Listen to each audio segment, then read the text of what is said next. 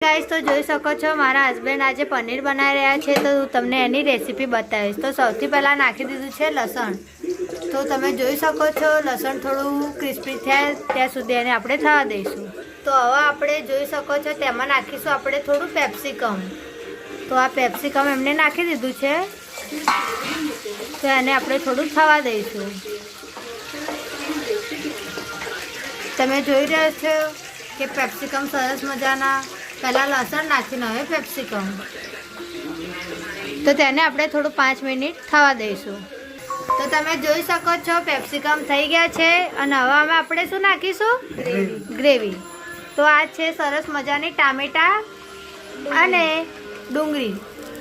तो ग्रेवी आपणे अंदर एड करी दीधी छे एने लगभग 2-3 मिनिट सुधी आपणे थवा दईशुं। तो जोई रह्या छो तमे के अमारी आ ग्रेवी थई गई छे। હવે એને 5 મિનિટ હજી આપણે રહેવા દઈશું ત્યાં સુધી આપણે સરસ મજાનું તેની ઉપર આપણે ઢાંકણું ઢાંકી દઈશું।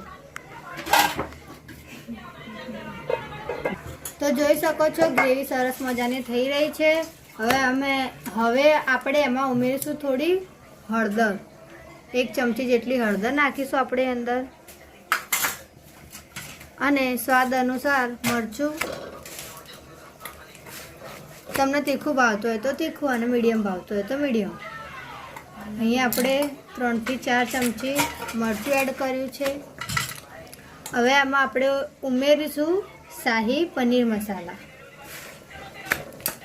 તેમાં આપણે 2 ચમચી જેટલું પનીર મસાલો એડ કર્યો છે। હવે આપણે એને સરસ મજાનું હલાવી દઈશું। તો જોઈ શકો છો ગ્રેવી સરસ મજાની થઈ રહી છે। तो आपणे જોઈ શકો છો કે હવે આપણે એમાં તેમાં મારીશું થોડો સરસ મજાનો તડકો। હવે આપણે એમાં સરસ મજાનો મારીશું તડકો। અલા મન ઢોલ્યું।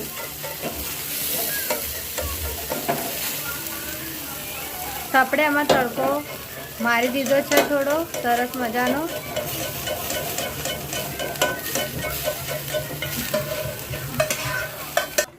तो हवे आपणे एमां थोड़ो तड़को नाखीने एने मस्त सरस 5 मिनिट सुधी रहेवा दीधुं छे। तो हवे एमां आपणे एड करीशुं पनीर भुर्जी।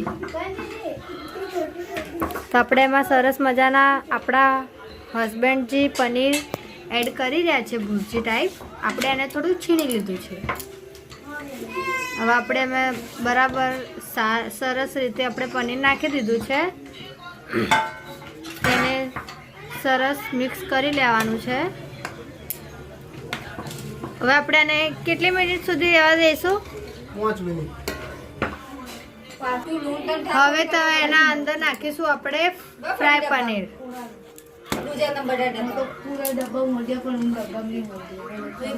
तेमां पनीर नाखी दीधुं आपणे सरस मजानुं। हवे तेने आपणे 5 मिनिट रहेवा दईशुं। पनीर नाखी दीधुं छे ने हवे आपणे एमां थोडुं एड करीशुं पाणी। पाणी एड करी दीधुं छे आपणे एमां थोडुं हजी एड करीशुं आपणे। हवे आपणे पाणी एड करी दीधुं छे अंदर। એ આપણે નાખીશું મસાલો। हवे तेनी अंदर आपणे नाखीशुं मसालो। એનાથી મસાલાથી ગ્રેવી થાય જાડી। મસાલાથી આપણે સરસ મજાની ગ્રેવી થશે જાડી અને સ્વાદ આવશે સારો।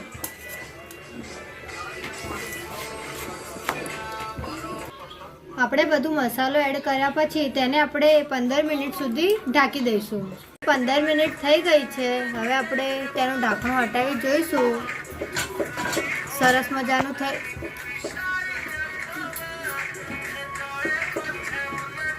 હવે તેમાં આપણે ધાણા એડ કરીશું।